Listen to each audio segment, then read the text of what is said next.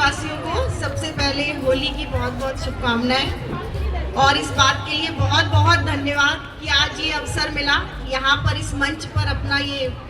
जो भी छोटा सा टैलेंट है वो दिखाने का। लेखा आंटी को नमस्ते,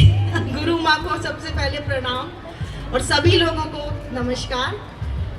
स्कूल कॉलेज में बहुत कविताएं लिखी थी, बोली थी, लेकिन जब शादी हुई, जिम्मेदारियां हुई, वो टैलेंट कम हो गया। लेकिन कोविड ने सबको मौका दिया दोबारा से वो चीज़ें करने का, वही अपनी हॉबीज़ को फिर से दोबारा से बनाने का या कुछ लिखने का। तो ये कविता मैंने कोविड में लिखी थी और ऑनलाइन मंच पे मैंने सुनाई और बहुत अप्रिशिएशन मिला। ये मेरी अपनी खुद की लिखी हुई सबसे ज़्यादा फेवरेट कविता है, तो इसे मैं सुनाना चाहूँगी। किस प्रकार से मैं सारी महिलाओं को, जो हमारी ऑनरेबल सीनियर सिटीजन सब बैठी हुई हैं, सभी लोग, तो अभी आंटी ने जैसे कहा कि पता ही नहीं चला, पता तो चलता है, ऐसा नहीं है पता नहीं चला। इतने लंबे सफ़र में कितनी चीज़ों को हम मन में दबाते हैं, कितने सपनों को मारते हैं और गृहस्थी चलाते हैं, पता तो चलता है। लेकिन ये सब हम किस लिए करते हैं? अभी एक कवि आए थे, उन्होंने कहा कि शादी होती है पर प्यार नहीं होता, पर मेरी ये कविता श्रृंगार रस पे है कि प्यार होता है तभी शादी टिकती है। तो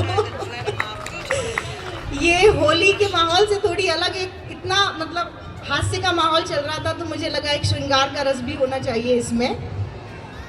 तो ये कविता इसी बात पर है कि किस प्रकार से एक इंसान के जीवन में आने से एक लड़की एक मैच्योर लेडी में बदल जाती है और क्या क्या परिवर्तन उसके अंदर आते हैं। और वो सारे परिवर्तन मैंने जो प्रकृति के हमारे तत्व होते हैं, पंच तत्व, उनकी किस प्रकार टेंडेंसी होती है, पृथ्वी की, आकाश की, पृथ्वी कैसे अपने अंदर सबको समा लेती है और आकाश कितना उन्मुक्त होता है, उसी के साथ उसकी अपनी एक नेचर को मैंने रिलेट करके उसके अंदर आए हुए चेंजेस को इस कविता में पिरोया था। तो थोड़ी सी डीप मीनिंग वाली कविता है। आप लोगों का आशीर्वाद चाहूँगी इस कविता के साथ, और इसकी शुरुआत में करूँगी कि बहुत ही प्यारी लाइंस के साथ कि तुम पर आकर तुम ही पर रुक गए, तुम पर आकर तुम ही पर रुक गए, प्रेम में बस इतना ही सफर तय किया मैंने।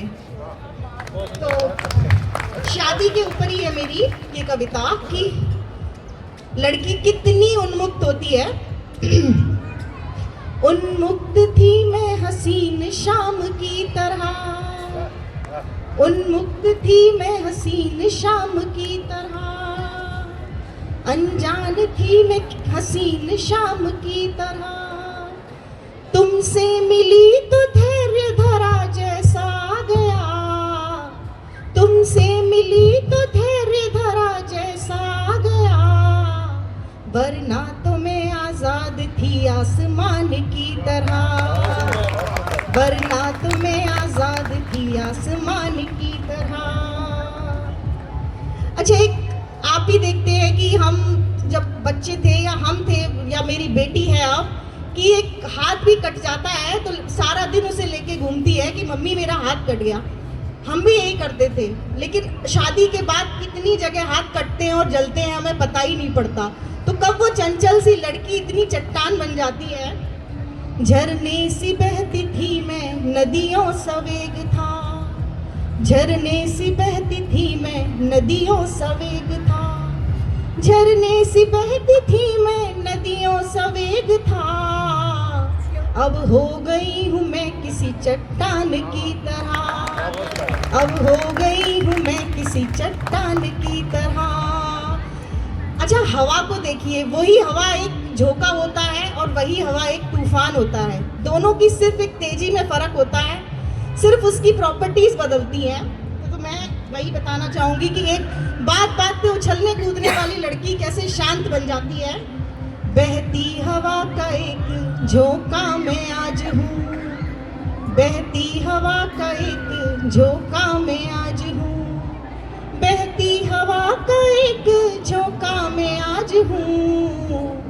मैं भी हुआ करती थी कभी तूफान की तरह, मैं भी हुआ करती थी कभी तूफान की तरह। और अंतिम पंक्तियों पे मैं आप लोगों का आशीर्वाद चाहूँगी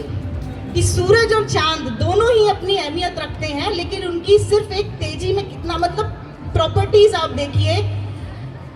तपती दोपहर सी मैं चेहरे पे तेज था, तपती दोपहर सी थी मैं चेहरे पे तेज था, तपती दोपहर सी थी मैं चेहरे पे तेज था,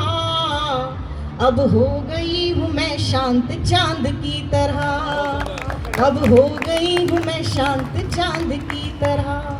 तुमसे मिली तो धैर्य धरा जैसा आ गया, तुमसे मिली तो धैर्य धरा जैसा आ गया,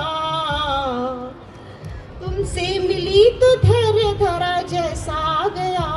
वरना तो मैं आजाद थी आसमान की तरह, वरना तो मैं आजाद थी आसमान की तरह। अभी इंटरनेशनल वुमेन्स डे निकल के गया है, तो मैं अपनी सभी गृहिणियां, जो भी हम यंगस्टर हैं या सीनियर सिटीजन्स हैं, सबके मन में एक ही चीज़ है, सबने गृहस्थी चलाई होगी, अच्छी बात है, सब अच्छा किया, लेकिन कहीं ना कहीं आप सबके पास माइक लेके जाएं तो पता पड़ेगा कि मन में कुछ छूट गया,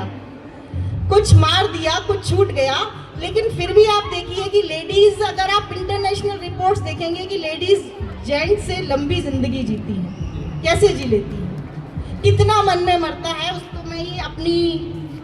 कविता का समापन जो है फैज साहब की लिखी हुई 2 लाइनों के साथ करना चाहूंगी कि हजारों नामुकम्मल ख्वाब के बोझ तले, सारी लेडीज को मेरी ये लाइन समर्पित है कि हजारों नामुकम्मल ख्वाब के बोझ तले ये दिल जो धड़कता है कमाल करता है।